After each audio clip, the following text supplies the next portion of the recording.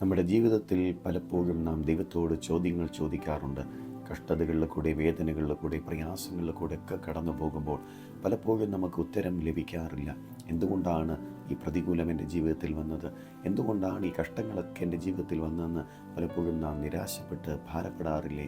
എന്നാൽ ദൈവത്തിൻ്റെ തിരുവചനം പറയുകയാണ്, റോമർക്കെഴുതിയ ലേഖനം 8:28, എന്നാൽ ദൈവത്തെ സ്നേഹിക്കുന്നവർക്ക് നിർണയപ്രകാരം വിളിക്കപ്പെട്ടവർക്ക് തന്നെ സകലവും നന്മയ്ക്കായി കൂടി വ്യാപരിക്കുന്നു എന്ന് നാം അറിയുന്നു എന്ന് ദൈവത്തിൻ്റെ തിരുവചനം പറയുന്നു. എൻ്റെ ജീവിതത്തിൽ വരുന്ന പ്രതികൂലങ്ങൾ, പ്രതിസന്ധികൾ, കഷ്ടതകളെല്ലാം എന്നെ തകർക്കുവാനല്ല, അത് നിൻ്റെ ജീവിതത്തെ നശിപ്പിച്ച് കളയുവാനല്ല, അതെല്ലാം തിന്മയ്ക്കായിട്ടല്ല, അതെല്ലാം ദൈവം നന്മയ്ക്കായി കൂട്ടി മാറ്റി വരുത്തുന്ന നല്ല ദൈവമാണ്.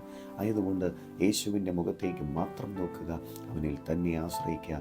അവൻ നിൻ്റെ ജീവിതത്തെ പണിയും, നിന്നെ കൈവിടത്തില്ല. യേശു നിന്നെ സ്നേഹിക്കുന്നു. God bless you.